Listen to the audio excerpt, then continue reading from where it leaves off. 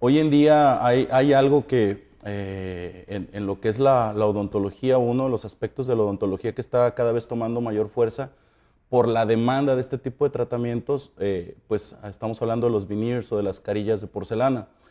Aquí hay un punto que es inevitable y eso es importante que todos los odontólogos que hacemos la práctica diaria nos demos cuenta, es de que este tipo de tratamientos siempre van a estar enfocados obviamente en que la persona tenga un aspecto estético más agradable, pero sobre todo debemos de hacer que este tipo de tratamientos sean compatibles con la biología de los tejidos circundantes o de todo lo que es el complejo masticatorio. Eso es importantísimo.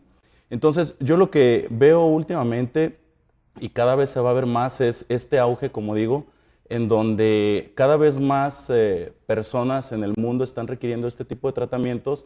Por eso es importante el poder hacer este tipo de conferencias, este tipo de pláticas, en donde podamos sentar los antecedentes científicos de cómo poder hacer este tipo de tratamientos de la mejor manera.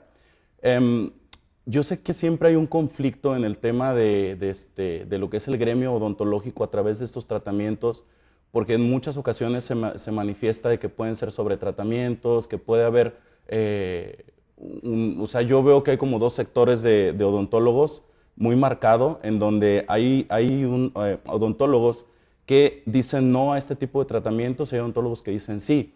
La verdad, nadie la tiene. O sea, realmente aquí lo importante es que tenemos que entender que hoy en día todo está cambiando. El mundo está globalizado, el mundo tiene cada vez cosas diferentes en el sentido de qué es lo que las personas están deseando para su vida. En este caso, y por eso reitero, hay una demanda muy alta de este tipo de tratamientos. Y yo el tema que estoy viendo es que hay cada vez más odontólogos que lo están haciendo, pero sin las bases científicas. Y entonces la consecuencia es que traen problemas tanto a nivel del aparato de masticación como de los tejidos circundantes. Por eso es tan importante poder, como les digo, sentar los precedentes y las bases científicas que han estado ahí desde toda la vida. Hay artículos científicos que hablan de las carillas de porcelana, perdón, de las carillas o de tratamientos estéticos desde los años 30. Obviamente no con los materiales que tenemos hoy en día, pero a lo que me refiero es que este tema no es nuevo. Este tema ya tiene décadas que ha estado, digamos, en el ojo de la odontología o de la práctica odontológica, pero hasta fechas recientes, yo diría 10 años para acá, se ha vuelto una tendencia bastante fuerte y por lo tanto es importante que los odontólogos estén preparados para realizar este tipo de tratamientos y que puedan hacerlos de manera tranquila, de manera que el paciente reciba lo que pide, ¿verdad? Pero que sea compatible, como les digo, con la salud bucal. Bien, entonces, vamos a hablar, como mencionábamos, de lo que es las carillas con un proceso mínimamente invasivo. ¿Ok? Si nosotros estamos entonces entendiendo que actualmente hay una alta tendencia a que las personas buscan este tipo de tratamientos, entonces nosotros tenemos que estar a la altura desde el punto de vista científico para poderlo realizar de la mejor manera. Y esto es lo que vamos a hablar el día de hoy. Bien, vamos a comenzar con esto. Tenemos por ahí un artículo 2018 en donde nos habla de cuáles son las indicaciones de los tratamientos estéticos o de los tratamientos con carillas de porcelana. Uno de los aspectos principales son dientes decolorados o, traducido de otra manera, dientes que tienen un color, ya sea por algún tema de fluorosis, de tetraciclinas, o simplemente porque el color de manera natural, con el paso del tiempo, todos sabemos que los dientes se van haciendo más amarillos, se van pigmentando, eso es inherente a la propia biología de la pulpa y del diente, y que entonces hay personas que tal vez con un blanqueamiento dental no se sienten satisfechos o quieren algo más. Entonces, esa es una de las principales razones que está documentada en la ciencia, eso es importante. Por eso yo quiero dejar muy claro cómo este tipo de tratamientos sí tienen una evidencia científica y la ha tenido desde hace varias décadas. Entonces, otro es dientes fracturados o dientes que han tenido un desgaste a lo largo del tiempo. En otras ocasiones que me han invitado a dar una plática aquí en casa en MDC, yo he hablado del nivel de desgaste o el nivel de atrición o de afracción que existe a lo largo de la vida de un individuo, de un ser humano. El punto es que muchas veces no sabemos como odontólogos identificar cuándo tenemos un desgaste fisiológico o cuándo tenemos un desgaste que ya es patológico. Si ustedes checan en el canal de MDC aquí en YouTube, van a poder ver este tipo de conferencias y se las recomiendo mucho, además como otras conferencias bastante interesantes que tienen para seguirnos preparando desde el punto de vista científico. Entonces, las carillas pueden ser implementadas también en este tipo de tratamientos, en donde tenemos desgastes, tenemos dientes que ya no tienen la anatomía natural que deberían de tener y que por consiguiente, atención con esto, el funcionamiento de la boca ya no es el mismo. Como les digo, si nos vamos a algunas otras de las conferencias que he dado aquí, van a poder entender un poco mejor esto. Hoy no es el día, hoy vamos a hablar estrictamente de carillas, pero si nosotros nos metemos a todo lo que es el tema funcional, sabemos que la guía anterior es importantísima y muchas veces con el desgaste que va a través de los años, ya las guías anteriores no son puras o no son inmediatas y las carillas o los tratamientos con resina o las coronas, que no se las recomiendo, pero existen todavía, van a poder restaurar esta guía anterior y por consiguiente hacer que la función masticatoria se regule de manera natural. ¿Ok? Obviamente morfología normal, sobre todo cuando tenemos dientes conoides, que es muy común en los incisivos laterales superiores, corrección de malposiciones menores. Obviamente nosotros sabemos que existe la ortodoncia o los tratamientos más modernos con alineadores. Sin embargo, es importante que nosotros tengamos y realmente reconozcamos como odontólogos que de pronto hay personas que por la razón que sea no se quieren someter a este tipo de tratamientos. Entonces, las carillas, desde el punto de vista científico, también están indicadas en corrección de malposiciones, pero atención, que son menores. Muchas veces ha llegado a mi consulta, y yo sé que a la consulta de todos los odontólogos que están viendo esta conferencia, en donde las personas quieren carillas, pero la posición de sus dientes no es la óptima. Entonces, desde este punto de vista, sí es importante señalar y mencionarle al paciente qué es lo mejor para su salud bucal y que es importante colocarse primero alineadores o ponerse brackets o como sea, y posteriormente hacer las carillas, pero desde un punto de vista funcional. ¿Ok? Yo he visto que muchos odontólogos, y eso es lo que nos han inculcado nuestros maestros, que yo, claro que no lo juzgo y no lo veo mal, pero yo tengo otra forma de pensar, en donde parece que el colocar carillas es como si fuera el premio.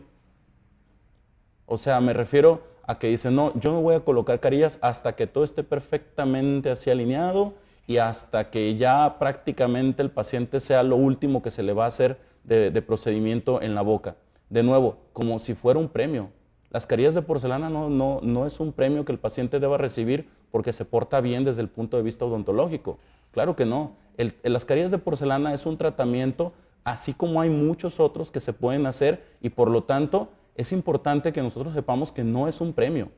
Las carillas de porcelana no son un premio, es un tratamiento que está indicado en muchas de las ocasiones y que tenemos que hacer un diagnóstico correcto para saber en dónde sí y en dónde no, pero en donde yo diga o nosotros digamos no, es de momento.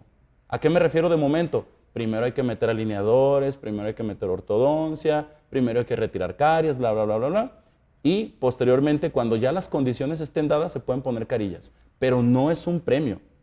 Eso es importante, porque de acuerdo a la filosofía que yo veo muy marcada aquí en México, se cree que el colocar carillas es porque ya es el premio, porque ya todo está perfecto y ya no hay nada más que hacer. Y no es cierto. Porque si no, entonces, ¿por qué hacemos una corona en un paciente que se fracturó o que tuvo un tratamiento de endodoncia o qué sé yo y que se le va a poner una corona o un tratamiento con una tabletop o todo eso, y a lo mejor del otro lado, o en el lado izquierdo o el lado derecho, tiene caries? ¿Sí me doy a entender? Entonces es importante eso. Las carillas de porcelana no es un premio al paciente. O sea, no lo debemos manejar desde ese punto de vista porque es una alta tendencia a que eso suceda en el gremio odontológico y la verdad es que no es así. Esos tratamientos estéticos, además de ser estéticos, pueden ser 100% funcionales por el tema, como ya les dije, de todo lo que es el funcionamiento a través de la guía anterior, que hemos explicado en otras conferencias y que los invito a que les echen un vistazo. Y luego, por último, cuando, digamos, hay alguna microfractura o algo de algún puente o alguna corona, se puede poner una carilla para restaurar tal vez eso que se fracturó, literal en porcelana. Nosotros sabemos que sí hay adhesión entre los distintos sustratos, en este caso porcelana con porcelana, sea porcelana feldespática o sea porcelana infiltrada con disilicato de litio. Sí hay adhesión y esa puede ser otra de las indicaciones. Estas indicaciones que estamos viendo no los digo yo, ahí está la referencia bibliográfica y eso es a partir de donde nosotros podemos manifestar si el paciente es apto o no para recibir este tipo de tratamientos. Bien, y luego sabemos pues que los resultados a largo plazo son muy, muy promisorios. Hay una cantidad impresionante de estudios retrospectivos, algunos hasta por 20 años, hay muchos a los 5 años, a los 7 años, a los 14 años, en donde las carillas de porcelana muestran ser un tratamiento realmente benéfico para los pacientes, con una alta satisfacción de parte de los pacientes y que además son tratamientos que van a estar en boca en buenas condiciones por muchísimos años. Hay por ahí un artículo del doctor Galip Gurel en donde manifiesta que cuando las carillas son colocadas y son hechas con ciencia, con conciencia y con buenos materiales dentales, el promedio de vida es de hasta 15 y 20 años. Es impresionante. Este tipo de tratamientos son muy longevos y sobre todo son muy compatibles con lo que es la salud cuando se hacen de manera adecuada. Entonces, hoy en día la odontología está, como digo, cambiando. Sabemos que tenemos la prostodoncia tradicional, la prostodoncia que todos nosotros aprendimos, en donde se hacen puentes, se hacen coronas y otro tipo de tratamientos, pero hoy en día, y de nuevo, no es nuevo, pero ya está empezando a tener mayor aceptación en el gremio odontológico, tenemos la odontología moderna o la odontología adhesiva. De nuevo, no es que sea propiamente nueva, porque desde Bonocor, desde Nakabayashi, desde todo este tipo de personas que sentaron los precedentes a la odontología que hoy en día tenemos, se ha manifestado una evolución tanto en los materiales como en las técnicas y en las tecnologías que se usan hoy en día, hasta prácticamente decir que hoy en día no es necesario hacer una corona, no es necesario hacer un desgaste tan excesivo para poder restaurar una pieza dental. Desde mi punto de vista y en la práctica que yo manejo, yo ya no hago coronas, ya lo que hago es hacer adhesión de fragmentos de porcelana en donde el paciente lo necesita, a menos que el paciente que viene a mi consulta ya tiene una corona que está filtrada o que requiere un cambio. Bueno, en este caso, pues lo único que estamos haciendo es una reposición de un tratamiento que ya se hizo desde años anteriores. Pero si yo tengo un paciente que viene a mí y que no tiene ninguno de estos tipos de tratamientos, para nada le hago coronas, para nada. Y esa es la tendencia que se va a ir marcando y que cada vez va a ser más aceptada por odontólogos al paso de los años. Yo entiendo y es algo entendible el que muchos odontólogos se han desarrollado con estas técnicas y a veces es complicado el poder hacer un cambio, ¿no? O incluso el poderle tener confianza a este tipo de tratamientos. Pero una vez que tú adquieres esta curva de aprendizaje en este nuevo tipo de tratamientos o en este nuevo tipo de tendencias, vas a encontrarles esa razón del por qué hacerlo hoy en día y olvidarnos de la odontología como normalmente nosotros la concibimos. Atención con esto, es importante saber y señalar, este tipo de odontología tradicional tiene también evidencia científica y está perfectamente avalada. Sin embargo, hoy en día es importante el que nosotros podamos voltear nuestros ojos hacia otras nuevas tecnologías que además, les doy la buena noticia, son mucho más sencillas de realizar que los tratamientos tradicionales. Y eso también el paciente lo agradece, porque se hacen los tratamientos también con menos tiempo hora en el sillón y son menos traumáticos. ¿Por qué razón? Nosotros sabemos que ir al odontólogo no es ir a Disneylandia. Todo mundo lo sabemos. Todas las personas llegan con un nivel de estrés. Si nosotros hacemos tratamientos mínimos invasivos en donde les estamos demostrando al paciente que lo único que estamos haciendo es reforzar su diente, en lugar de debilitarlo, desgastarlo más, el paciente lo va a agradecer, créanmelo. Bien, entonces tenemos, como les digo, obviamente nuevas tecnologías en donde nosotros somos capaces de trabajar de manera mínima invasiva. Yo entiendo que a lo mejor hay odontólogos que en este momento que están viendo la conferencia dicen, bueno, es que yo en este momento no tengo acceso a este tipo de odontología. Yo tampoco lo tuve. Yo, que las personas que me conocen saben que yo soy originario de un pueblo, trabajé durante 5 años en un pueblo y trabajé obviamente con los materiales y las técnicas que yo tenía en ese momento. Sin embargo, el hecho de siempre estar constantemente tratando de actualizarnos y sobre todo de estarnos equipando, eso hace que nuestra práctica odontológica vaya subiendo de nivel y nuestros pacientes nos lo van a agradecer. Entonces, a ti odontólogo que en este momento estás escuchando la conferencia o la estás viendo y que dices, yo no tengo este tipo de tecnología, créeme que la puedes tener. Es importante que si tú realmente lo deseas, la vas a tener, pero tienes que echarle muchas ganas y sobre todo prepararte mucho, ve a conferencias, checa conferencias en línea hoy en día. Como les digo, en MDC hay una cantidad impresionante de conferencias que nos dan muchísimo valor y evidencia científica. Entonces, hoy en día yo ya puedo hacer uso de este tipo de tecnologías, pero repito, yo no tenía estas tecnologías. Son tecnologías que hemos ido adquiriendo a lo largo del tiempo y que le vamos invirtiendo en nuestra consulta para que los resultados cada vez sean los mejores. Entonces, si tú en este momento dices, bueno, yo no puedo tener acceso a un microscopio, no puedo tener acceso a este tipo de tecnologías, puedes comprarte unas lupas. Compra lupas. Lo importante es que tú puedas tener una magnificación al momento de estar haciendo las preparaciones, sobre todo a nivel cervical, en donde vamos a hacer el sellado de nuestras restauraciones. Bien, entonces, hoy en día la tecnología con las magnificaciones es muy buena. Esta tecnología, por ejemplo, en este caso, este microscopio también me ayuda a tener fluorescencia. ¿Ok? Ya, como les digo, en otras conferencias yo les había hablado un poco de la fluorescencia, pero voy a hacer una breve explicación. Todos los materiales en este mundo tienen fluorescencia, todos, todos, todos. Y esa es la clásica luz negra. Incluso tú puedes ir a una tlapalería, la gente que nos está viendo aquí en México, o en otros países, no sé cómo se llame, pero puedes ir por una luz neón, una luz de la que se usa en los antros y la puedes usar en tu consulta. No es necesario que tengas que comprar un microscopio para usar este tipo de tecnología. Ahora, ¿a qué es lo que me refiero o por qué estoy hablando de esto? Por ejemplo, si nosotros vamos a retirar una resina, nosotros sabemos que la resina o todas las resinas en el mercado están divididas en baja fluorescencia, media fluorescencia o fluorescencia óptima y alta fluorescencia. Hay un artículo muy bueno en el QDT del 2012 del doctor Fernando Rey, que los invito a que lo chequen, en donde hace una clasificación de la fluorescencia. Y entonces nosotros podemos echar mano de este tipo de conceptos.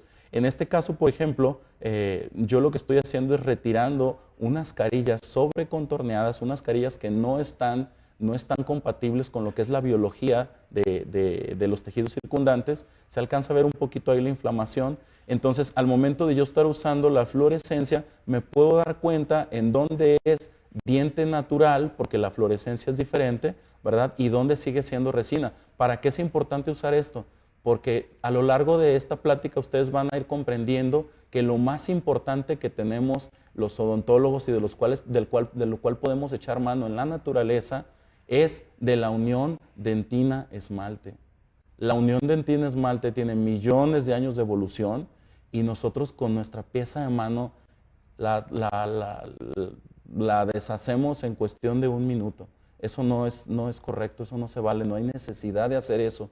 La unión dentina-esmalte es una de las uniones más durables y más duraderas a lo largo de los años y de los siglos. Incluso quienes hemos tenido la oportunidad de estar en algún museo, nosotros podemos ver una cantidad de esqueletos que siguen conservando sus dientes. Es increíble.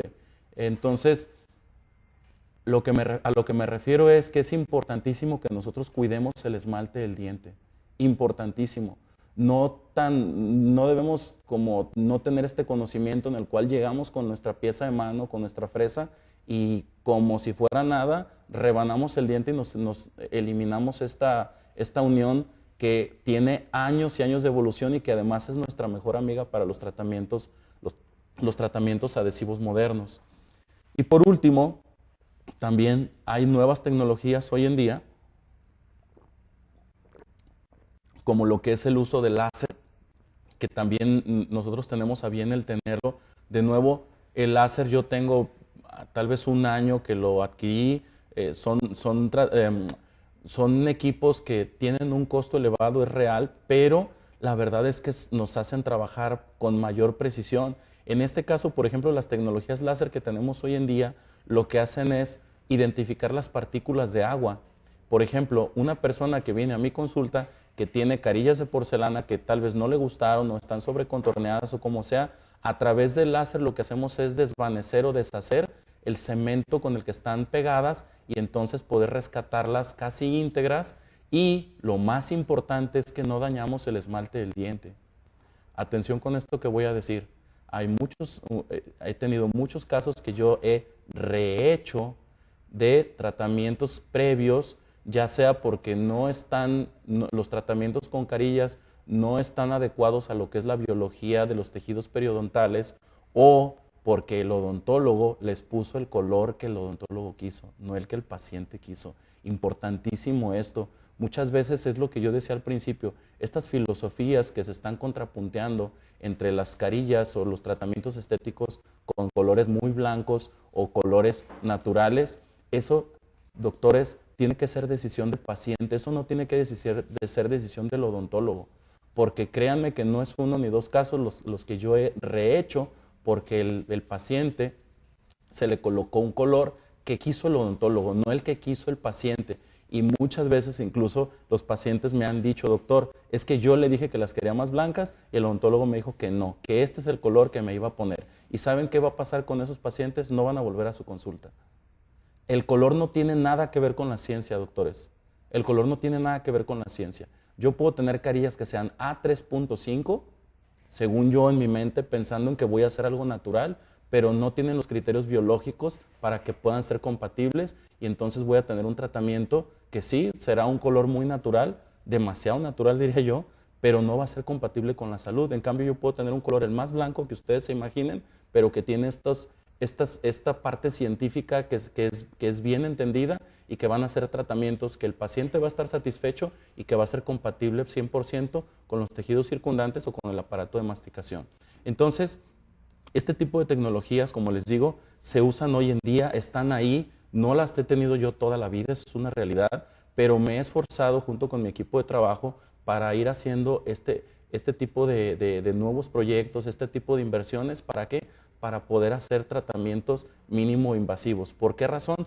Porque nosotros estamos bien conscientes de que la unión dentina-esmalte es una unión que nosotros debemos de preservar siempre que sea posible.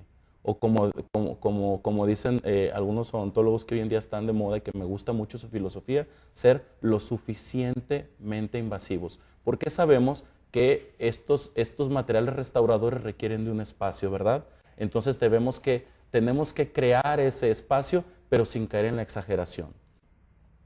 Bien, entonces continuando con este tema, nosotros sabemos que los encerados de diagnóstico hoy en día es una pieza fundamental o una pieza clave. Desde el punto de vista de planeación del proyecto, a través de este tipo de tratamientos prácticamente nosotros podemos decir que resolvemos los temas. Cuando yo estuve cursando la especialidad de prostodoncia en la Universidad de Guadalajara, recuerdo que tuvimos un caso bastante complejo, que el doctor Ricardo Curiel, a quien le mando un afectuoso saludo, tuvo a bien irme guiando en el caso, y recuerdo que un día yo fui y le presenté el encerado de esta rehabilitación completa, y recuerdo perfectamente sus palabras, por eso es importante mencionarlo, y me dijo, Cristian, prácticamente ya tienes el caso resuelto. Y yo dije, ¿cómo que tengo el caso resuelto si apenas le traje el encerado? Y a él me hizo entender y me hizo comprender que cuando se hace un correcto encerado, cuando haces una planeación correcta, prácticamente la ejecución es más sencilla, ¿sí? Y pasa lo mismo con los arquitectos. Hoy en día que estamos teniendo, o que seguimos creciendo en lo que es nuestra empresa a nivel de clínicas dentales, nos hemos dado cuenta que la planificación o la planeación es todo. Hoy en día, con arquitectos de mucho prestigio aquí en Guadalajara, me he sentado a comer con ellos y todo mundo me dice, la planeación es lo más importante, los planos, lo que se va a hacer desde un principio, antes siquiera de entrar a hacer algo en el lugar en donde se va a remodelar o donde se va a hacer lo que sea, es importantísimo tener muy claro qué es lo que se va a hacer y de esa manera no nos vamos a equivocar o nos vamos a equivocar de manera que puede ser perfectamente restaurable.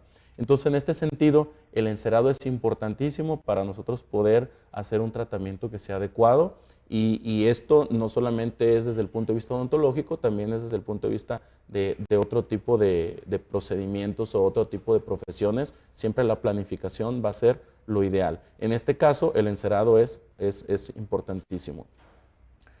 Bien. ¿Por qué es importante en este caso hacer encerados? Lo importante de hacer encerados es para poder hacer el famoso mock-up y con base en eso nosotros poder determinar el espacio que queremos lograr para nuestras restauraciones. Sin embargo, es importante mencionar que en muchas ocasiones a mí me llegó a pasar durante mucho tiempo, yo prácticamente tengo haciendo tratamientos estéticos desde el 2010, entonces en muchas ocasiones al momento que nosotros hacíamos la preparación encima del mock-up, cuando retirábamos el mock-up nos dábamos cuenta de que prácticamente no habíamos tocado nada del esmalte del diente.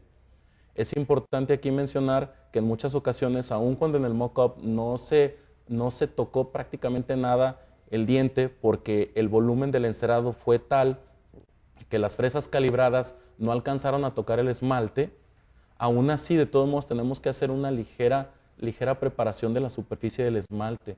Es importantísimo esto. Yo sé que actualmente hay mucha incertidumbre respecto a tratamientos que son, ¿cómo se le llama? No prep veneers o carillas sin preparación.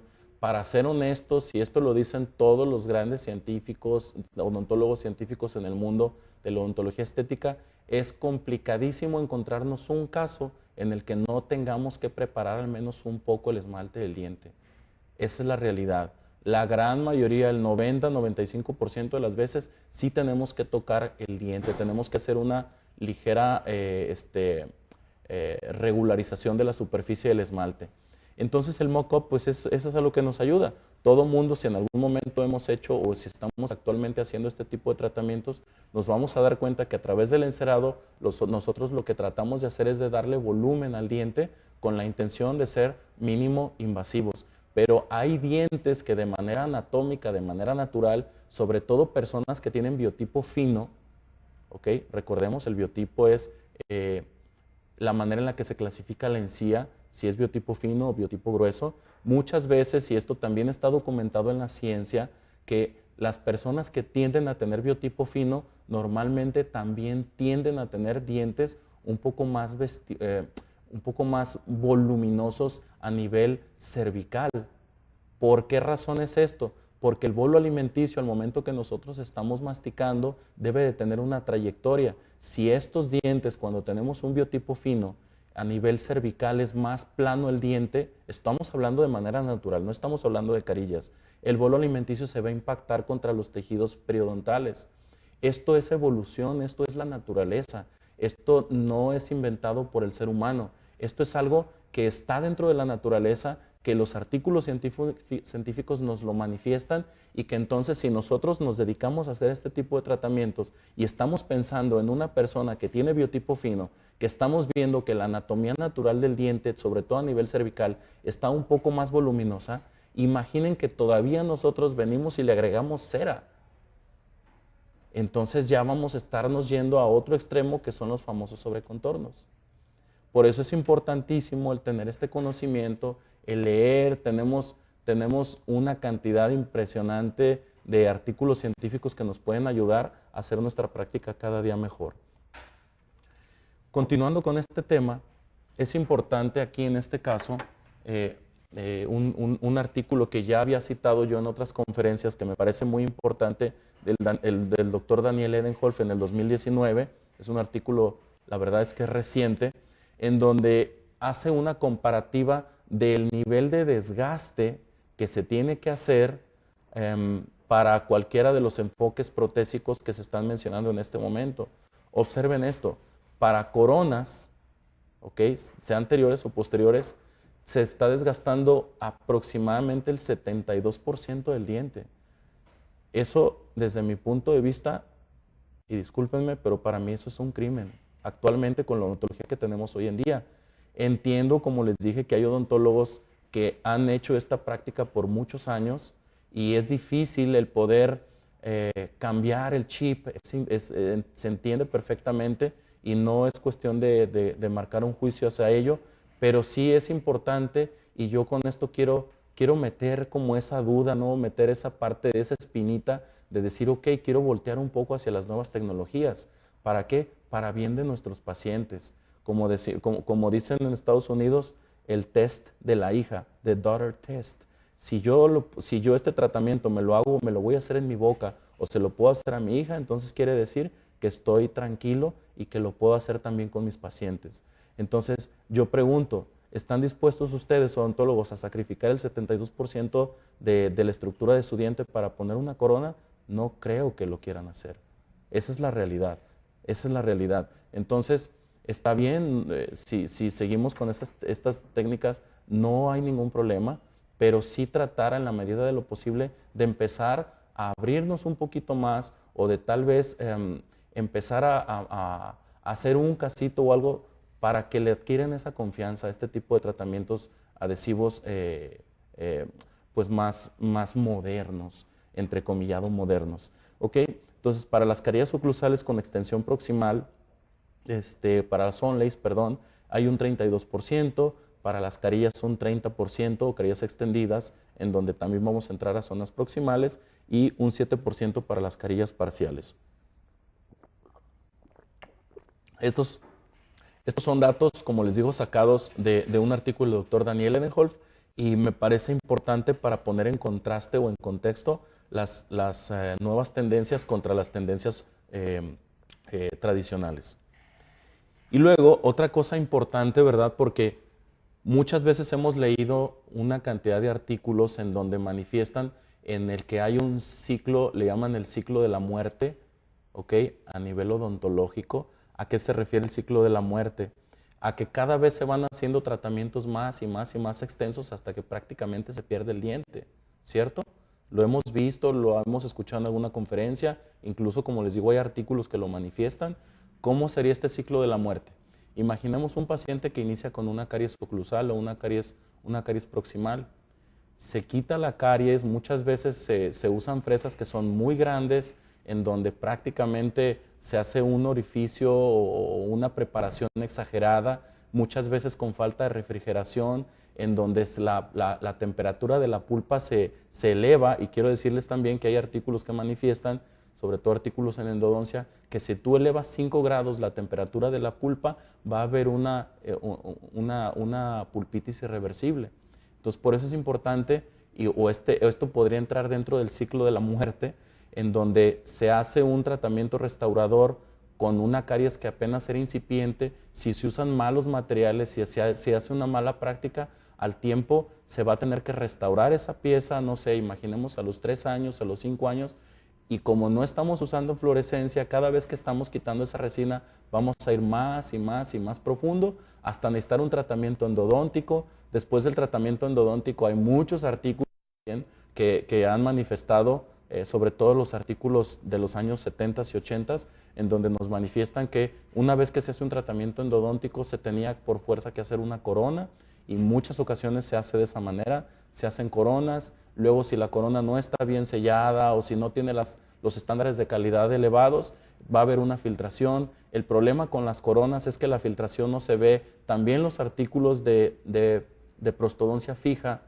nos manifiestan que el criterio, no el criterio, más bien la falla número 1 de coronas de porcelana o de puentes es la filtración. Esa es la falla número 1. Hay otras fallas como lo es el chipping o el desprendimiento de fragmentos de porcelana de las capas que se ponen, pero el número 1, si ustedes ven artículos de prótesis fija, la falla número 1 es la filtración. El problema con las coronas es que esta filtración no es perceptible al ojo, al ojo de los pacientes y a veces incluso al ojo del dentista. ¿Saben hasta cuándo se dan cuenta que hay una?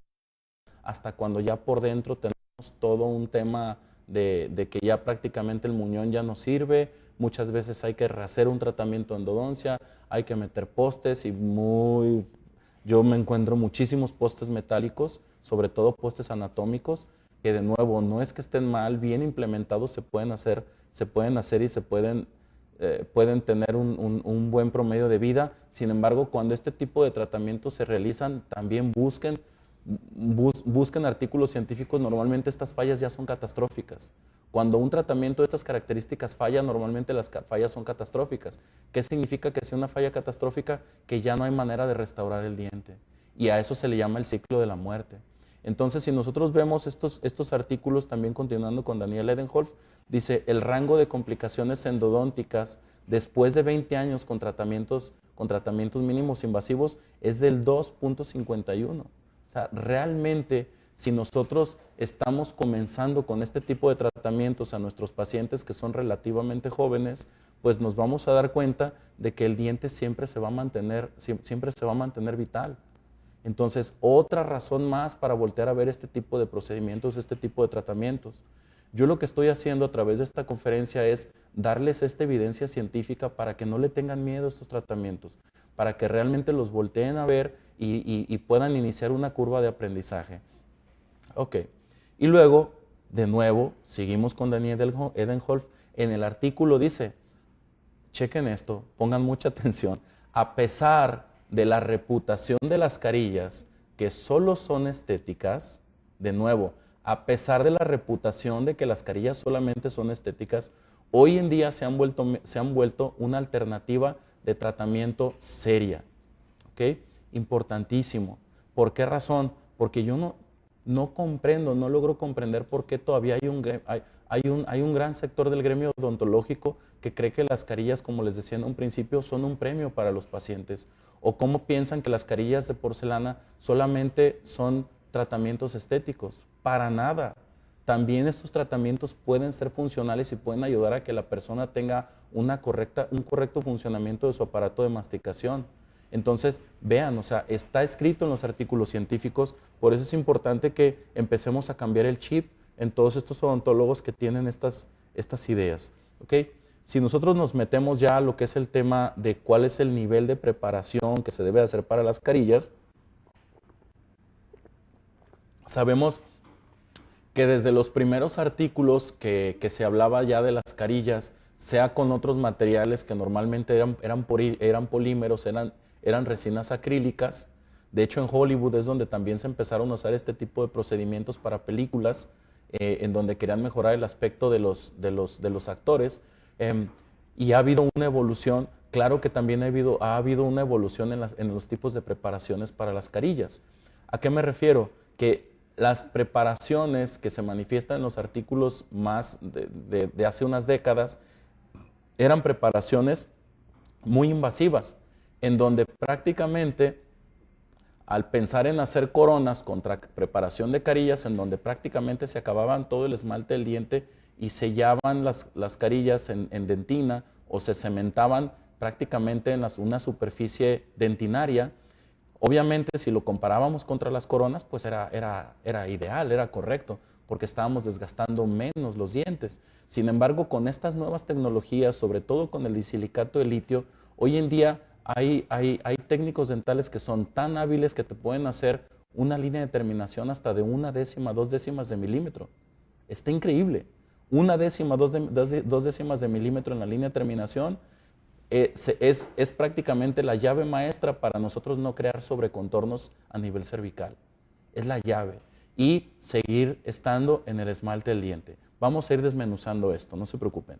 Pero aquí, por ejemplo, un artículo del 2018 nos manifiesta que tenemos 4 tipos de preparaciones.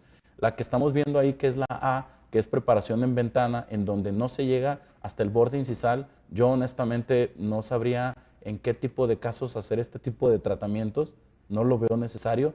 Y luego tenemos la preparación que se le llama en pluma, en donde sí ya vamos desde cervical hasta incisal, pero no traslapamos hacia la cara palatina, que este tipo de tratamientos están muy padres, sobre todo cuando no vamos a crecer el borde cervical, el borde incisal. Luego tenemos las de bisel, o que también se le conoce en la literatura como butt joint, en donde es desde todo lo que es la cara vestibular, pero luego también nos metemos un poco al borde incisal y de esta manera pues la carilla restaura hasta este nivel. Luego tenemos la última, que es la D, que es la de traslape incisal, en donde es muy parecida a la de bisel, como se pueden dar cuenta, pero además se hace una línea de terminación por la cara palatina. Ustedes estarán pensando en este momento, ok, ¿y cuál es el tipo de preparación que yo quiero hacer o cuál es el que le debo de hacer a mis pacientes? Bien, desde mi punto de vista y de acuerdo también a la ciencia, los dos tipos hoy en día mejores es la técnica B y la técnica C. Pero atención, la técnica B es cuando nosotros tenemos dientes que prácticamente tienen un tamaño ideal y que entonces vamos a hacer nada más un cambio de coloración o que vamos a hacer, sí, un tratamiento propiamente estético. La que más se usa, la más común, yo les puedo decir en mi práctica privada, el 90% de lo que yo hago, o casi 95%, es la técnica en bisel. Hubo muchas manifestaciones en artículos en donde se ha puesto en tela de juicio cuál técnica era mejor, si la de bisel o la de traslape incisal. Hoy en día hay una cantidad infinita de artículos que manifiestan que no hay necesidad, atención con esto que estoy diciendo, no hay necesidad de hacer un traslape hacia palatino. No hay necesidad, no lo hagan. Están desgastando más diente del que se necesita y ya hay una cantidad innumerable de artículos que nos manifiestan que no es necesario. Por lo tanto, yo les podría decir que de estas 4 formas de trabajar, la más común, la más acertada, con la que más se coincide desde el punto de vista científico y clínico, es la de bisel, que es la C. Aquí vean, por ejemplo, continuando con este tema del nivel de preparación, por ejemplo, Castelnuovo en el 2000, teniendo en cuenta esto que yo acabo de mencionar, él manifiesta que no hay una diferencia en cuanto a la fuerza de adhesión o a la fuerza o la resistencia de estas carillas cuando se hace a través de butt joint o a través como les digo, de solamente que el borde sea plano, o cuando se hace un traslape hacia palatino, como están viendo en la imagen donde dice figura 2.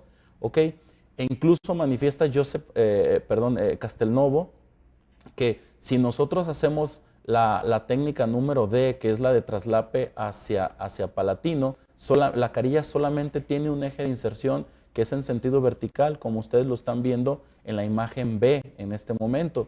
Sin embargo, si nosotros hacemos con técnica butt joint, tenemos 2 ejes de inserción, uno en sentido vertical y otro en sentido horizontal. Por lo tanto, teniendo en cuenta esta referencia y una cantidad impresionante de referencias, pero obviamente es imposible nosotros poner todo aquí en una plática, pues simplemente podemos quedarnos con esto, en donde lo ideal, como les digo, es el butt joint, o en donde vamos a hacer solamente un nivel de desgaste en el borde incisal, o tal vez hasta de manera fisiológica o patológica el paciente ya tiene este nivel de desgaste y prácticamente lo único que nosotros vamos a hacer es crear una superficie lisa y tersa a nivel del borde incisal.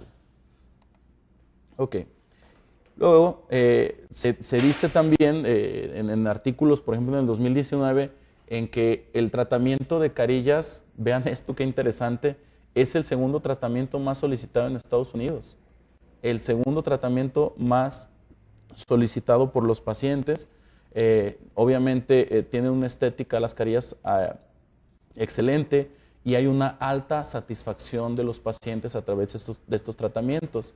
Y luego, pues sabemos pues que la porcelana es considerada obviamente un material muy estético hoy en día con las nuevas tecnologías, pero y que tiene la habilidad de imitar el esmalte del diente.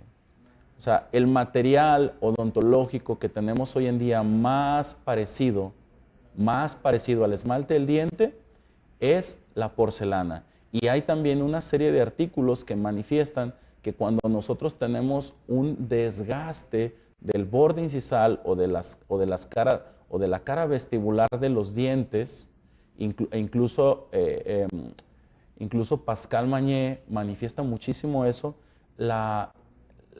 digamos, la resistencia de los dientes se disminuye. De nuevo, cuando tenemos pérdida de esmalte, tanto de bordes incisales como de la cara vestibular, por la razón que sea, por atrición, afracción, erosión, abrasión, lo que sea, cualquiera de las lesiones no cariosas, esto va a hacer que se debilite toda la estructura del diente. Esto ya está reportado en artículos científicos.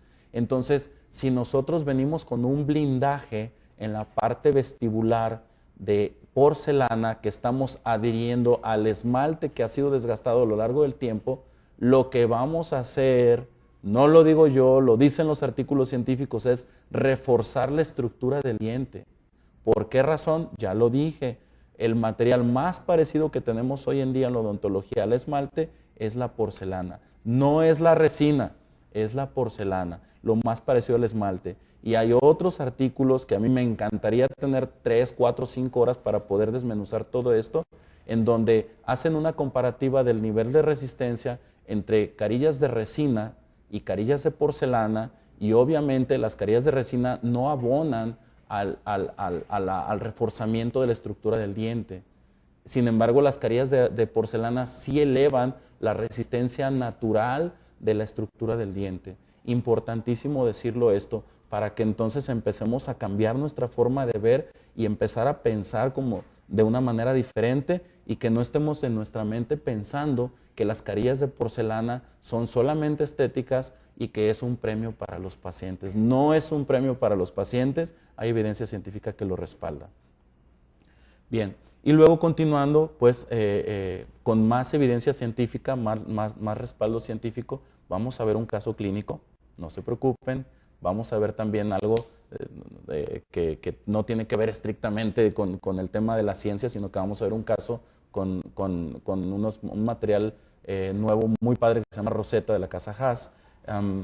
Pero vamos ahorita ya prácticamente culminando con esta parte científica, en donde, bueno, se manifiesta en este artículo de 2019 que, de nuevo, es importante que a nivel de los bordes incisales solamente sea vean en donde está subrayado de amarillo, en donde dice que la línea de terminación, obviamente la mejor es hacerlo a través de boot joint, que un factor crítico importantísimo, un factor crítico para que las carillas duren muchos años es que sean cementadas en el esmalte del diente, ¿ok?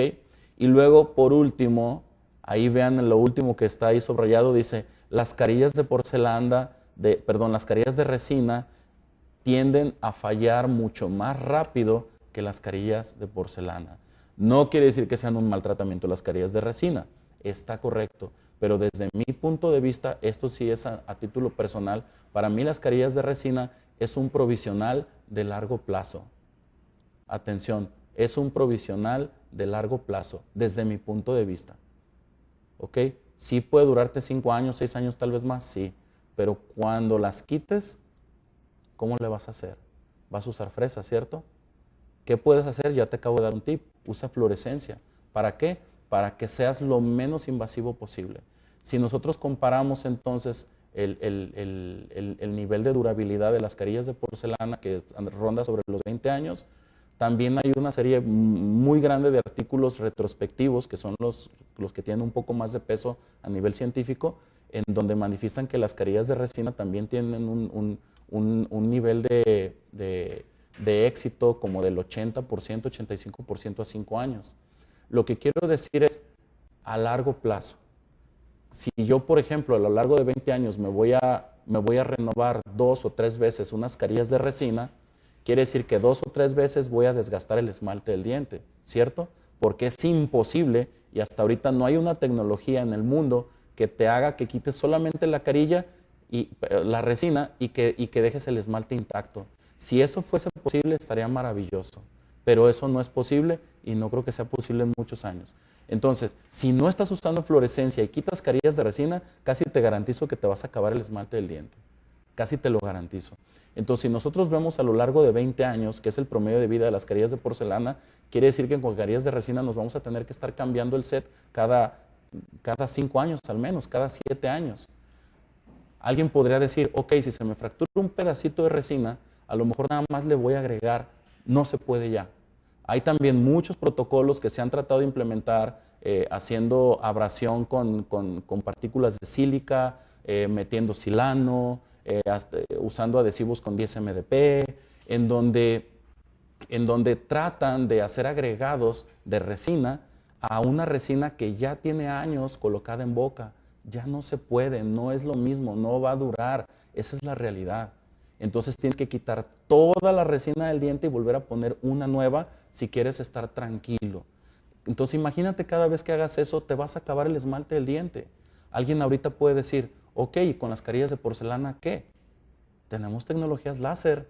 Con la tecnología láser tú quemas o diluyes el cemento, te traes la carilla íntegra y dejas el esmalte intacto.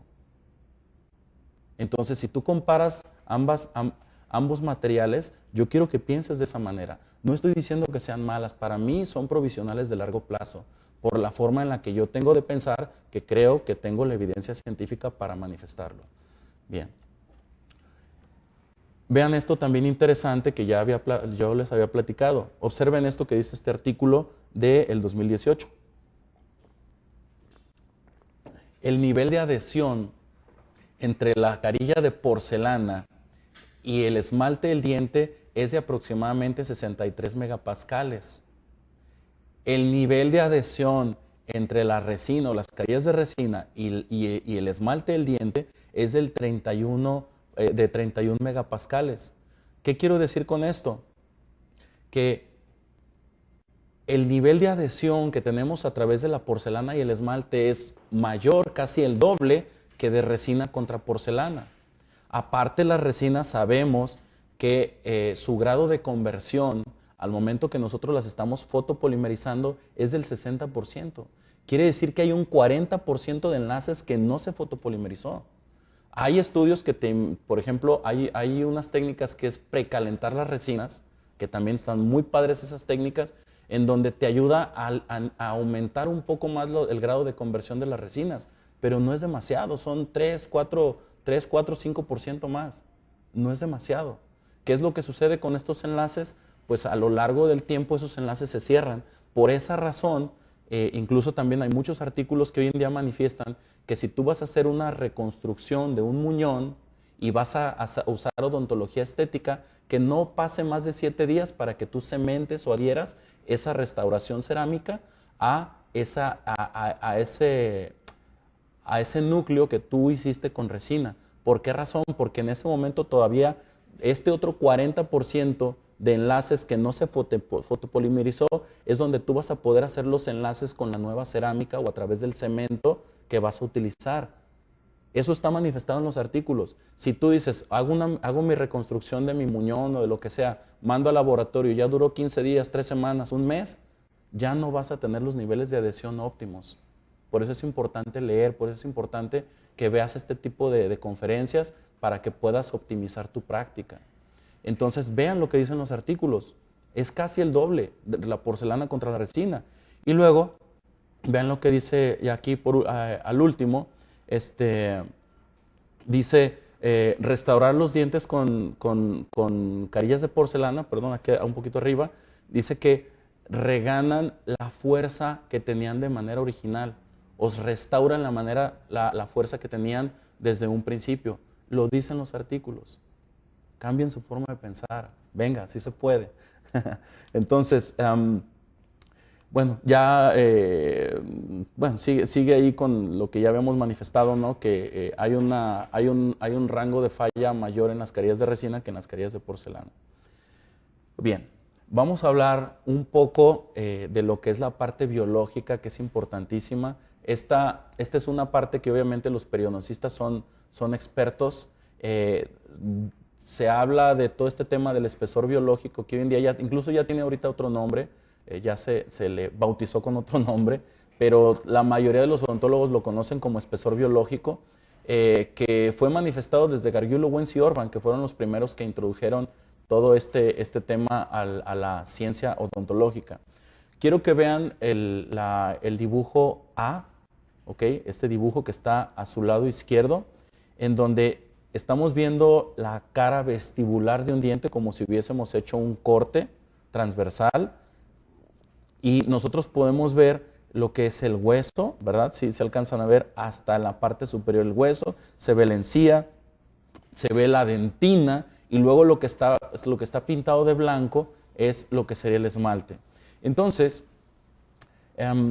si nosotros hacemos preparaciones que estén invadiendo el espesor biológico, vamos a tener problemas, ¿ok? ¿Cómo podemos nosotros hablar de espesor biológico, o cómo nosotros lo podríamos manifestar? Ok, nosotros tenemos, por ejemplo, para darnos a entender mejor, cuando nosotros usamos una sonda periodontal y que hacemos los famosos sondajes del crébice o del surco, normalmente se dice que tenemos 1 milímetro, ¿cierto? ¿Me van siguiendo ahí? Si nosotros colocamos la sonda sobre el surco, vamos a tener, por ejemplo, al principio 1 milímetro. Bien. Si nosotros penetramos 1 milímetro más la sonda, vamos a tener otra área que se llama epitelio de unión. El epitelio de unión es una zona ya más interna en donde no es permitido que hagamos nuestras restauraciones. De nuevo, meternos al epitelio de unión no es correcto. ¿Por qué razón? Porque la porcelana, atención con esto, es biotolerable. La porcelana es biotolerable, no es biocompatible, ¿ok? Es biotolerable.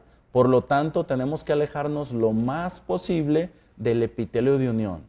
Lo más que nos podemos meter al surco es 0.5 milímetros, pero de preferencia nuestras líneas de terminación, sea de corona, sea de carillas, de lo que ustedes me digan, de preferencia hagámosla equigingival o supragingival. Si es necesario, bueno, ni modo, si ya estamos cambiando una restauración o hay una caries o lo que sea y debemos de hacer una preparación intraclavicular, pues ni modo. Pero ya hacer una preparación subgingival, que en este caso ya nos estamos metiendo el epitelio de unión, no es correcto. Y luego, si seguimos 1 milímetro más hacia arriba, o en este caso, si metiéramos la sonda 1 milímetro más, tendríamos el tejido conectivo, en donde ahí sí ya hay fibras periodontales que se insertan al cemento radicular. Recapitulando, ¿qué es lo que nos dice Gargiulo, Wentz y Orban? Ok, lo que nos dice es que tenemos un surco, epitelio de unión y tejido conectivo, en donde debemos de dejar nuestras líneas de terminación, de preferencia a nivel equigingival o supragingival. De preferencia. Aquí, por ejemplo, vean en este mismo artículo que está bastante interesante, los invito a que lo chequen. Es muy interesante, está muy padre este artículo. Vean, por ejemplo, la parte superior en donde se ve unas carillas que a nivel cervical se ve un poco de inflamación, y entonces hacen una tomografía y vean. Y en cambio vean en la parte inferior cómo no tenemos un volumen tan elevado del borde cervical. ¿Ok? Entonces, en resumen, es importantísimo no meter nuestra línea de terminación a nivel subgingival. ¿Ok? Lo más que nos podemos meter es 0.5 a nivel de surco. Bien.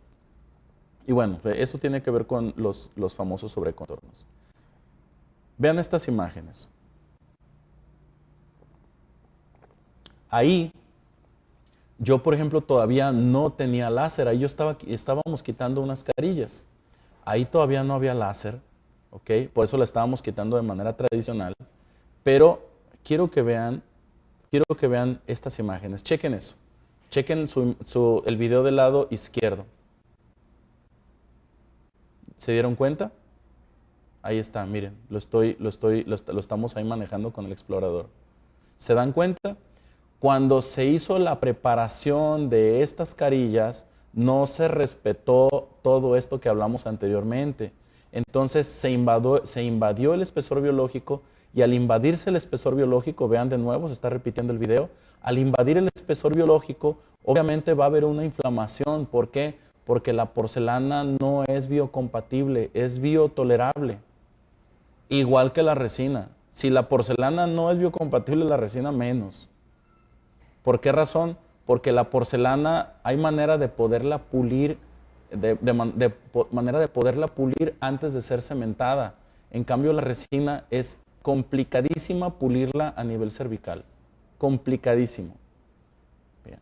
Entonces, para que comprendan y vean tratamientos fallidos, ahí está, este es un tratamiento fallido. Entonces, vean, ya, por ejemplo, ahí ya quitamos todo lo que es el lado derecho del paciente, falta el lado izquierdo.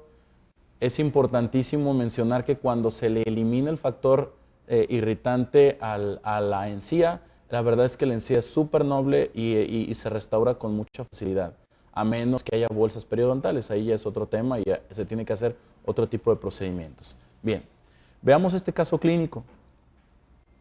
Aquí tenemos un caso clínico de una paciente que, como podemos ver en sus fotos iniciales, en la parte superior, ella tenía una desarmonía del tejido gingival. Entonces, previamente se hizo un tratamiento gingival para poder restaurar o llevar el margen gingival a donde debería de estar. ¿Ok? Quiero mencionar algo aquí. En muchas ocasiones, y todo el mundo sabemos, ¿verdad?, que quiero que reflexionemos esto. Cuando estamos haciendo tratamientos estéticos, normalmente con este tipo de casos, yo lo hacía también. Pensemos que el caso llegó, como les digo, como en la parte superior, donde está la fotografía de la sonrisa inicial. ¿Qué es lo que normalmente hacen los odontólogos? Toman impresión con silicón o con alginato para hacer como el modelo de estudio, y luego se manda a hacer un encerado, o el odontólogo quien hace los encerados los hace. Tratan de llevar a cabo la anatomía natural de un diente o manifestar las medidas naturales de un diente. Ya lo hemos visto en otras conferencias aquí en MDC, que les digo, los invito a que vean estas otras charlas y muchas otras que hay muy interesantes, o prácticamente todas, en donde yo he manifestado o he dicho que un incisivo central en promedio, desde donde está la unión cemento-esmalte hacia el borde incisal, debería de medir 11 milímetros más menos 1. Esto es de manera antropológica, esto es de manera natural. Un diente que nunca ha sido desgastado a lo largo de los años, o un diente de un chavito de 15, 18 años, va a tener en su longitud, desde la unión cemento-esmalte hacia el borde incisal, 11 milímetros más menos 1. Y lo que nos manifiesta Rufenach, Christian Kochman y una serie de autores que hablan mucho de las medidas de los dientes, Kataoka, o sea, una cantidad grande de grandes exponentes de este tipo de tema, nos manifiestan que de manera regular el 100% del largo del diente corresponde al 80% del ancho. ¿Qué significa esto? Que el ancho de un diente normalmente no cambia con el paso de los años, a menos que le hayan hecho un tratamiento de ortodoncia y que hayan hecho stripping, pero un stripping muy agresivo. Pero realmente el ancho de un incisivo central no cambia a lo largo de los años. Lo que sí cambia es el largo. ¿Por qué razón cambia el largo? Sea porque tiene erupción pasiva alterada, que quiere decir que el margen gingival no está a nivel de donde debería estar, que ahorita lo voy a decir, o que los bordes incisales ya tienen una atrición o un desgaste que puede ser fisiológico o puede ser patológico. Entonces, si yo mido el ancho mesiodistal de mi incisivo central, en automático me voy a dar cuenta a cuánto correspondería el largo del diente. Por ejemplo, si el ancho mesiodistal mide 8 milímetros, en automático yo sé que desde la unión cemento-esmalte hacia el borde incisal debería de medir 10 milímetros. ¿sí? Entonces, este es un error muy común que se comete con los odontólogos, que a veces no se dan cuenta que el paciente tiene erupción pasiva alterada y como tienen a veces esas ideas en sus mentes, alargan los bordes incisales y entonces esto ya pasa a no ser estético o incluso a crear un problema porque entonces el overbite o la sobremordida vertical se hace más profunda y al hacerse más profunda sabemos que hay algunas consecuencias a nivel del funcionamiento y de la articulación. Entonces, en este caso, como les decía, hicimos el recontorneo o el tratamiento del periodontal para poder tener una mejor anatomía y que corresponda la unión cemento-esmalte con el margen gingival. ¿Ok? De nuevo, que corresponda la unión cemento-esmalte con el margen gingival. Y como les decía, muchos odontólogos lo que hacen es que ya tienen su modelo, su modelo de estudio, ¿ok? Hacen un encerado y luego lo que hacen es que hacen una llave de silicón, como edge labor, y hacen un mock-up. Y entonces, ¿qué es lo que hace el periodoncista? No van a dejar mentir. Viene el periodoncista y hace digamos, como la incisión a donde está manifestando el odontólogo que quiere los márgenes gingivales. ¿Cierto? Esa es la manera en la que todos los odontólogos lo hacen. Yo quiero que reflexionemos algo. Yo, por ejemplo, no hago eso. Yo lo que le digo al periodoncista es, haz que me coincida el margen gingival con la unión cemento-esmalte. ¿Por qué razón? Porque si nosotros hacemos la técnica que yo acabo de mencionar, que es la técnica que todo mundo hace, corremos el riesgo de que se exponga cemento radicular. Y si se expone cemento radicular, tú no puedes hacer adhesión en el cemento radicular. Por fuerza vas a tener que profundizar en tu línea de terminación. ¿Para qué? Para sellar en dentina. Sellar en dentina para nada es bueno, ¿eh? Para nada es bueno. ¿Ok? Entonces, ¿qué es lo que quiero decir con esto? De nuevo, yo la manera en la que me dirijo con mi periodoncista o mis periodoncistas, les digo, no necesitamos hacer un mock-up para que tú veas en dónde va a quedar el margen. Lo único que yo te pido es que remodeles el hueso, remodeles la encía para que nos coincida el margen gingival con la unión cemento-esmalte. Y para eso ya se tienen sus métodos y para eso tenemos lo del famoso espesor biológico, en donde sabemos que el hueso debe estar a 2 o 3 milímetros, dependiendo, ¿verdad? Eso ya no es tema que nos atañe en esta conferencia, pero esa es la manera en la que nosotros determinamos qué es lo que vamos a hacer. ¿Ok? Bien. Entonces, a través de este tratamiento, una paciente que en teoría era sonrisa, perdón, ahí está equivocado, sonrisa baja, está al revés, ¿ok? Simplemente. En su lado izquierdo, donde está el video del lado izquierdo, esa es una sonrisa alta. Discúlpenme que se me pasó ahí, está mal colocado. No le hagan caso a lo que dice ahí las letras, pero háganme caso a lo que estoy diciendo yo. Del lado izquierdo tenemos una sonrisa que aparentemente es una sonrisa alta. Y ya del lado derecho ya tenemos una sonrisa media. ¿Dónde está la diferencia en que sea sonrisa alta o sea sonrisa media? Una sonrisa alta se dice que el paciente al momento de sonreír de manera franca muestra el 100% de sus dientes y hasta 2 milímetros de margen gingival, o más de 2 milímetros, perdón, más de 2 milímetros de margen gingival. Entonces, si el paciente en una sonrisa franca muestra más de 2 milímetros, es considerado o catalogado como sonrisa alta. Si el paciente manifiesta al momento de sonreír o en sonrisa franca el 100% de su diente, todavía puede mostrar hasta 2 milímetros de margen gingival y ser considerado sonrisa media. O en este caso, la sonrisa baja es cuando definitivamente no muestran ni siquiera las papilas. O sea que solamente se ve el 75% del diente.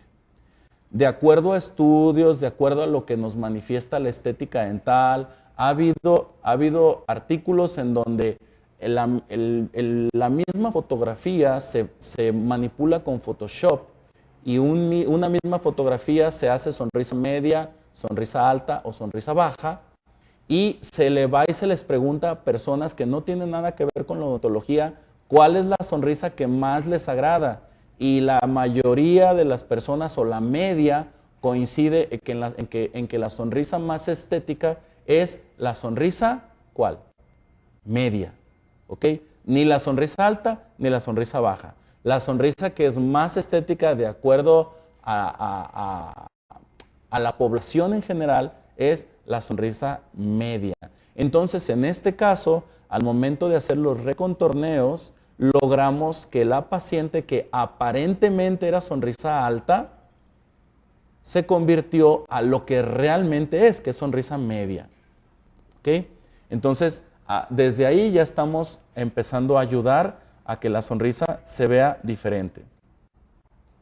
Luego, cuando cuando ya se hizo este tratamiento, ahora sí, en mi caso, ahora sí hago una impresión, de preferencia con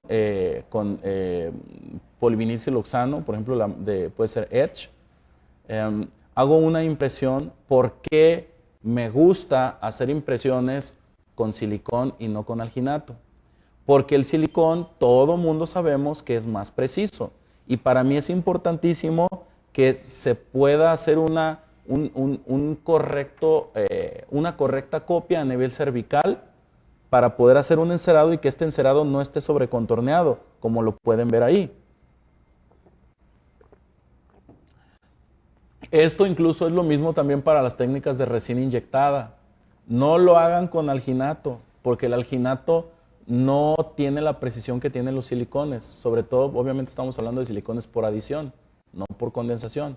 En este caso, Edge. ¿Ok? Entonces, hicimos la impresión con silicón, corrimos el modelo con yeso tipo 4 y a partir de ahí hicimos un encerado, pero como pueden ver en el encerado, ¿verdad? Siempre respetando los márgenes gingivales para no crear sobrecontornos, ¿sí? Bien. Y a partir de ahí entonces ya tenemos de dónde sacar un mock-up, ya tenemos de dónde hacer nuestras preparaciones. Si le quieres dejar un mock-up a tu paciente, ya tenemos también una manera de poder echar mano de eso. O sea, como dijo el doctor Ricardo Curiel, ya resolvimos el caso. Pero es importante y les estoy manifestando y se los vuelvo a recalcar, como vean, estamos cuidando a nivel cervical los materiales. Incluso desde el encerado estamos cuidando todos esos detalles para no crear sobrecontornos, ¿sí? Por eso les hago hincapié en este tipo de procedimientos y ya creo que en diapositivas pasadas hablamos por qué es importante tener en cuenta estos valores biológicos o estos aspectos biológicos. Bien. Luego, paso seguido, hacemos una llave, ¿cierto? Vean, por ejemplo, cómo en la llave hacemos una serie de zigzag a nivel de las troneras gingivales para que corra el excedente del material. Y luego, como pueden ver en la línea media, hacemos otro corte para al momento que nosotros estamos posicionando nuestra llave, esta pueda estar colocada bien o de manera correcta. Otra cosa importantísima que yo veo que los odontólogos fallan mucho, y esto yo se los manifiesto mucho en los cursos que de pronto hago de carillas. La llave de silicón, en este caso usamos la Edge Labor, ¿ok? Tiene que ser gruesa.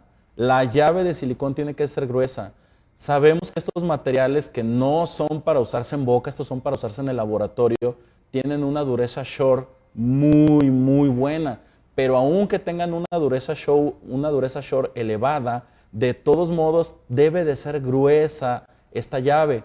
¿Por qué debe de ser gruesa? Porque si es delgada, más bien, si es delgada, al momento que nosotros presionamos, se puede modificar el grosor que nosotros dimos a través del encerado.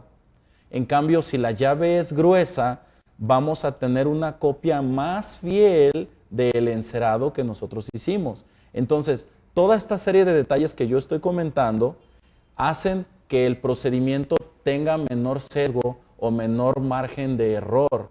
Por eso es importante este tipo de tips. De nuevo, hagan llaves con silicones por condensación, pero que sean de laboratorio, como Edge, Labor, ¿ok? Háganlo. No utilicen silicones por condensación que se usan en boca, porque eso yo también lo he visto, es un error gravísimo. Usan silicones por condensación, pero que se usan en boca. Si ustedes se dan cuenta y lo comparan, la dureza Shore es muy diferente de los silicones por condensación de boca. Tienen que usar silicones que son para laboratorio y hacerlos aún así que tengan un grosor más o menos como de 1 centímetro. Importantísimo esos datos para que puedan hacerlo de manera correcta y para que cada paso que están dando en este proceso sean pasos que tengan la menor cantidad de falla o el menor sesgo posible. Bien, y luego utilizamos el Bisacril Nictum que nos hizo favor de hacernos llegar la casa MDC, en donde encontramos que este Bisacril es muy bueno. La neta es que es muy rápido al momento pues de la polimerización.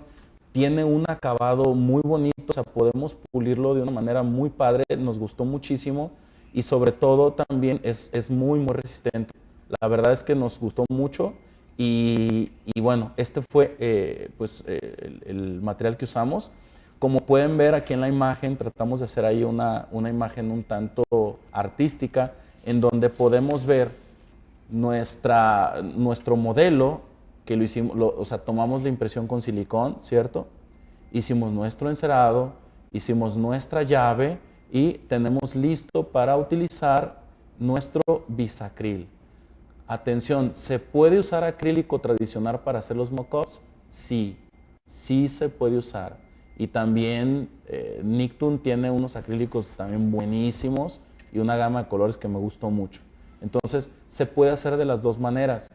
¿Por qué razón normalmente cuando ustedes ven conferencias ven que se usa Bisacril? Por la rapidez y porque la reacción exotérmica no es tan elevada como el acrílico tradicional. Es por eso que se usan los bisacriles.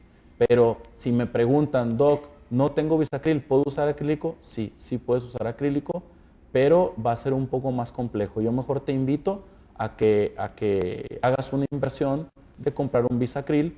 En este caso, el bisacril de Nictum, la verdad es que es muy bueno y creo que también en cuestión de precio todo está muy bueno.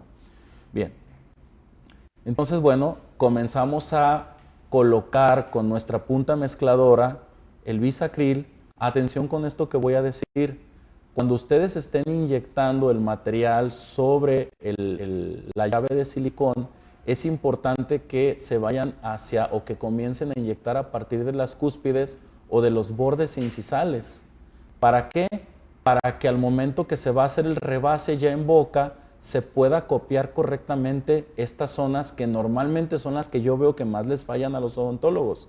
¿Por qué les digo esto? Porque en los cursos que yo doy, en las clases que yo doy, cuando veo que hacen los mock-ups, muchas veces tienen esta falla y cuando ya sacan la llave, normalmente falta material en los bordes incisales y esto la verdad es que es una pena porque es un impacto muy bonito para los pacientes cuando pueden ver el mock-up y eso hace que tengamos que retirar todo de nuevo, consume más tiempo en el sillón dental y obviamente no está padre estar repitiendo procedimientos, ¿no? Hasta por economía.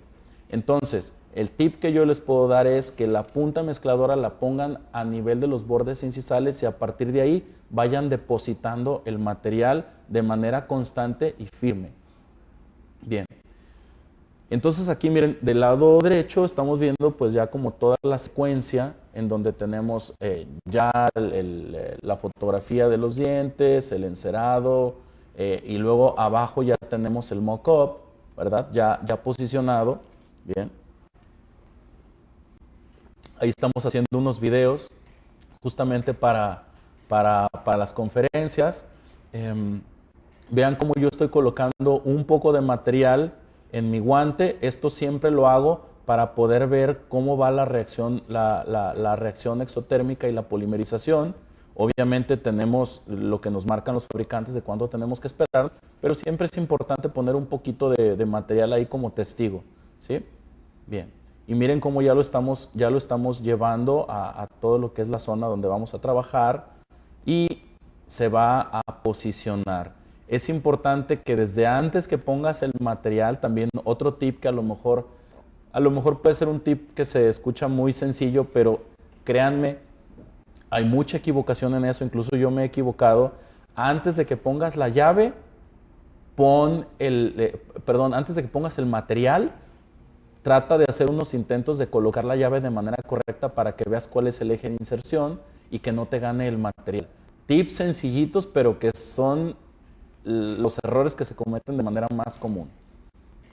Miren, ahí está ya lo que ustedes están viendo que estábamos grabando, ya lo estamos haciendo ahí, vean estos excedentes, ahí obviamente vamos a esperar para poder retirar los excedentes, pero vean cómo la llave tiene un grosor tan bueno que la verdad es que es muy rígida.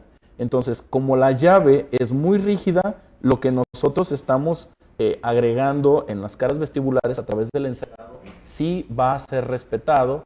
Luego ya empezamos a retirar estos fragmentitos que quedan ahí de excedentes. Hay quienes incluso ponen, me voy a regresar una, hay quienes, por ejemplo, cuando ya se está saliendo ese excedente, lo que hacen es poner un hilo dental.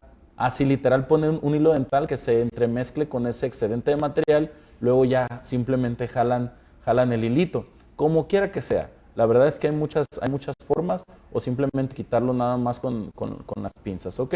Bien. Ahora, cuando ya pasó el tiempo de polimerización, es momento en el que ya vamos a retirar la llave de silicón. Es importante hacerlo de manera pues tranquila, segura, poco a poco, para no dañar el mock-up. Y miren qué bonito material. La verdad es que a mí me gustó muchísimo el material. Y quiero también que ustedes vean a nivel cervical qué tan exactos fuimos. ¿Por qué creen ustedes que fuimos tan exactos en cervical? Por todo lo que ya platicamos. Porque tomamos una impresión con silicón, porque el ensado no lo sobrecontorneamos, sino que nos mantuvimos lo más similares a cervical. Cuando hicimos la llave con Edge Labor, tratamos de hacer la llave de manera que copie lo más perfecto a nivel cervical y que tenga un grosor más o menos como de 1 centímetro a nivel vestibular o por la zona vestibular para lograr este procedimiento. Vean qué material tan bonito. Este es el mock-up simplemente, pero vean qué bonito se ve. Entonces, cuando nosotros hacemos eso, obviamente nuestros pacientes se motivan muchísimo. Obviamente los pacientes dicen, wow, realmente me gusta, me agrada. Tú ya puedes usar el mock-up para tomar fotos, puedes usar el mock-up para que el paciente pueda ver, puedes usar el mock-up para hacer tus líneas de desgaste. Entonces tiene muchos beneficios el poder hacer este tipo de procedimientos, sobre todo con materiales que sean de alta calidad. Y bueno, ya luego hacemos ahí unas fotitos que nos pueden ayudar también, como les digo, para tenerlas documentadas, para mandárselas a nuestros pacientes, para el tema también incluso de la mercadotecnia, ¿no? Entonces, vean, este es el mock-up, vean qué superficie tan bonita logramos, qué superficie tan satisfactoria. La verdad, está muy bueno este material, me encantó muchísimo y la verdad es que queda muy padre. Bien. Luego, pues ya tenemos la preparación, en donde hay múltiples formas de poder preparar, ¿verdad? Tenemos les llaman fras de anillos, en donde a donde está el vástago, que no hay diamante, y donde está el diamante, muchas veces están calibradas a punto 3, punto 4, punto 5, punto 6, punto 8, a veces hasta 1 milímetro. Hay una cantidad de fresas, de marcas, de todo eso, o incluso hay quienes lo hacen con fresa bola. Lo que hacen es medir el diámetro mayor de la fresa bola, luego miden el diámetro del vástago que no tiene diamante y con base en eso hacen una resta y se dan cuenta entonces cuánta profundidad vamos a tener en el momento que nosotros hacemos nuestras guías de preparación. No sé si me van siguiendo hasta ahí. Ahora, otra cosa importante, por eso yo hice todas estas fotografías, es que la cara vestibular, como lo manifiestan todos los artículos que hablan de técnicas de preparación, la cara vestibular no es plana, sino que tiene tres planos: cervical, tercio medio y tercio incisal. Entonces tendremos que poner la fresa acorde a la cara sobre la que estamos trabajando. ¿Okay? Ahora, miren esto también importante, que ya lo he estado manifestando, y aquí es donde ya estamos casi terminando, pero se pone muy bueno y me gustaría seguir haciendo hincapié. Un factor crítico es, para que las carillas de porcelana tengan una longevidad muy buena, es que se restrinja la preparación al esmalte dental. ¿Ok? Entre más esmalte tengamos, mejor longevidad va a tener nuestra carilla de porcelana, nuestra restauración. Y atención con esto, preserven los contactos proximales, porque yo también he visto muchos errores en donde los contactos proximales están perfectos. Tenemos un contacto en donde el hilo pasa presentando resistencia, pero pasa de manera correcta, y vienen y rompen los puntos de contacto. No lo rompan, no hay necesidad, no lo hagan. Lo único que están haciendo es meterse en problemas y no hay necesidad. ¿En qué momento vamos a crear una superficie de contacto con carillas? Por ejemplo, cuando tenemos triángulos negros muy marcados en el cuello de los dientes, o sea que las papilas se han perdido por la razón que sea, o cuando vamos a cerrar un diastema. ¿Ok? Solo en esos casos le vamos a encargar a las carillas que hagan el punto de contacto. Pero si los dientes tienen su punto de contacto normal, no los rompan, no hay necesidad. Bien. Entonces, vean lo que dice, por ejemplo, aquí artículos desde el 91 con Ferrari, en donde manifiestan que el grosor promedio de cervical o el espesor promedio de cervical del esmalte es de 3 a 6 décimas de milímetro. ¿Ok? Luego en tercio medio de 0,6 a 1 milímetro, y en el borde incisal de 1 o hasta 2 milímetros. Creo que en tercio medio y en el borde incisal no hay tema de conversación, no hay problema. Podemos perfectamente trabajar y mantenernos en el esmalte. En donde se viene el tema y donde se viene el problema, y donde, por eso les digo que tengan magnificación. No estoy diciendo que compren un microscopio, pero al menos sí compren unas lupas de magnificación, que las pueden conseguir en muchísimos lados, incluso en internet o en depósitos dentales. Donde se pone el tema interesante es en cervical. ¿Ok? Nosotros debemos de ser capaces de hacer una línea de terminación que se mantenga en el esmalte del diente. Vean aquí, por ejemplo, estamos trabajando en lo que es un diente a través del microscopio. Estamos grabando, en donde tratamos o manifestamos que debemos de estar 100% en el esmalte del diente. Les voy a dar un tip más de preparación. Nosotros sabemos que de manera natural nosotros tenemos algo que se llama ángulos línea en la superficie facial de los dientes. De hecho, los ángulos línea son los ángulos de transición entre la cara vestibular y las caras proximales. El dato o el tip que yo les doy es: eliminen los ángulos línea. ¿A qué me refiero? Hagan una superficie de la cara vestibular más lisa, más tersa, para que el eje de inserción de las carillas sea más amable. ¿Ok? Y aquí lo estamos viendo a través de estos videos en donde estamos preparando. Traten, por favor, la encía muy bien. No metan la fresa en la encía. Yo, de verdad, cuando doy clases, cuando doy conferencias o cuando estoy trabajando en clínica, que llego y veo alumnos en donde hay sangrado de los márgenes gingivales, eso hace que tu cerebro no esté funcionando, o ¿cómo les quiero decir? Hace que no seas fino con tu trabajo. Si tú ves sangre, agarra tu jeringa triple y lava. No trabajes cuando hay sangre, no trabajes si está el campo sucio. No lo hagas, porque en automático, eso también yo lo he visto y lo he leído en cómo trabaja la mente. Eso incluso se puede traspasar incluso hasta tu consulta, tu consultorio, a tu casa, al cuarto donde duermes. Créanme, si todo está ordenado, tu cerebro funciona mejor. Entonces, tanto tu consulta, tu consultorio tiene que estar todo súper ordenado, súper limpio, así como también al momento de trabajar. Trabaja de manera perfecta, lo más perfecta que puedas, trabaja de manera ordenada, trata de tener todo, que no haya sangre, porque cuando hay sangre, estamos hablando obviamente de carillas, no estamos hablando de cirugía, ¿ok? Que puede ser que alguien esté diciendo, ¿y cuando hago cirugía qué? No estamos hablando de cirugía, estamos hablando de preparaciones mínimo invasivas. Que no haya sangre. Créeme que si entre más ordenadito esté todo, tus habilidades van a ser mejores. Eso es un tip que a lo mejor no tiene que ver con la odontología propiamente, pero es un tip que yo siempre les doy a mis alumnos. Bien, y entonces vean por ejemplo aquí cómo estamos prácticamente 100% en esmalte y bueno ya algo ahí del doctor Garib Gurel, de 12 años de seguimiento. Vean la supervivencia del 98.7% en esmalte y vean cuánto decrece de manera drástica cuando se cementa en dentina, 68%. Yo he escuchado profesores que la verdad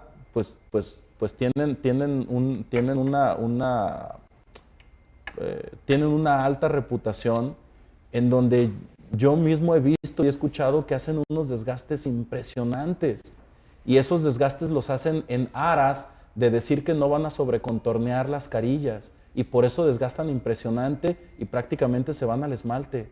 A ver, los materiales que tenemos hoy en día, la porcelana con infiltrado de disilicato de litio, podemos rebajarla o disminuirla hasta 1/10 o 2/10 de milímetro. Eso no va a crear o no va a generar un sobrecontorno.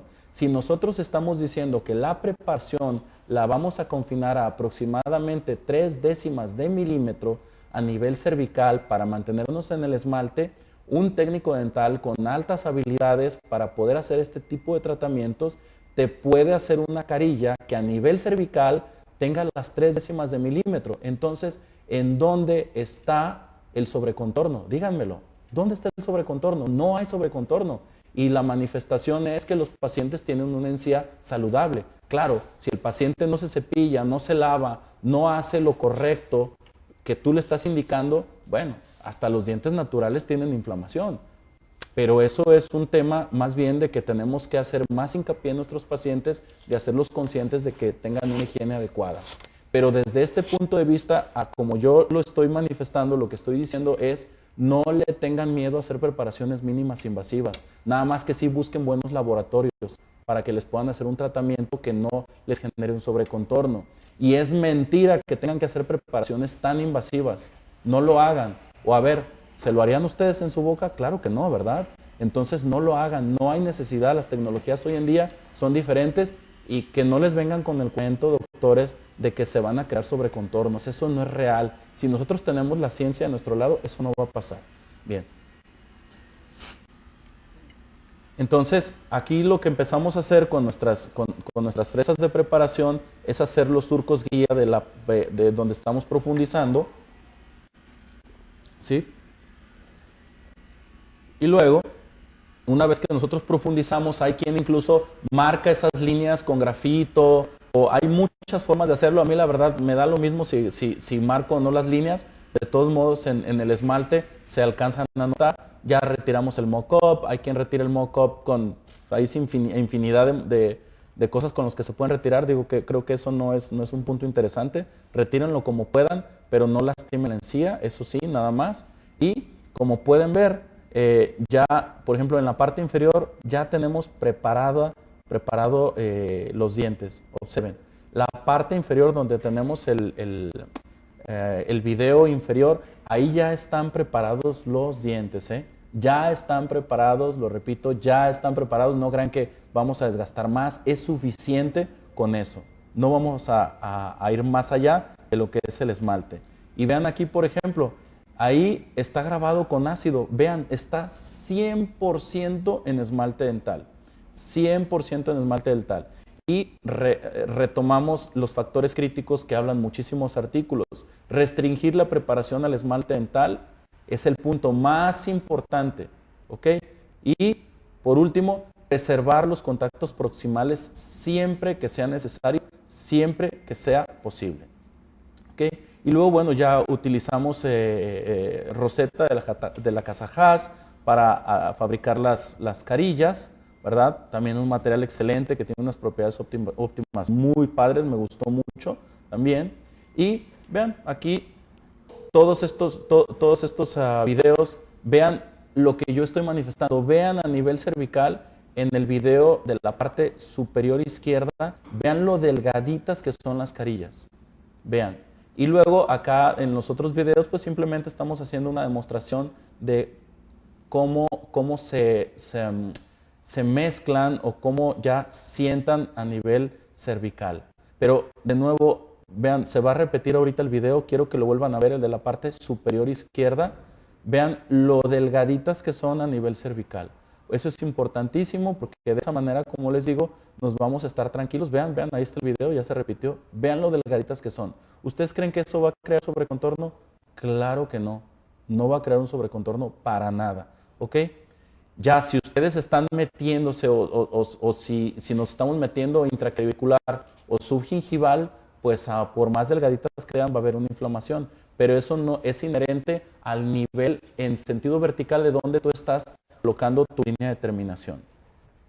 Y bueno, ya tenemos aquí el resultado final. Atención, hicimos carillas de las más blancas, eso es una realidad, pero ¿por qué?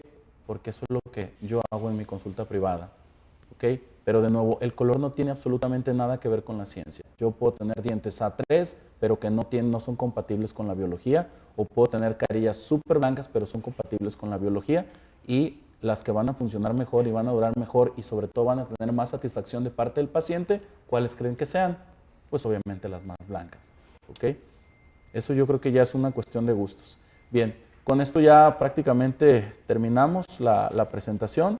Les agradezco mucho su tiempo, espero que haya servido. Digo, yo sé que es un tiempo que muchas veces tratamos de hacerlo en 1 hora, hora y cuarto, pero es tanta información que yo quiero brindarles a todos los espectadores que nos quedamos siempre cortos, pero esperemos que con todos estos detallitos que acabamos de mencionar puedan mejorar su práctica, que se animen a cambiar su forma de pensar, que se animen a tener una curva de aprendizaje con todas estas técnicas o estas nuevas tecnologías y que no le tengan miedo porque son tratamientos que realmente son durables a largo plazo.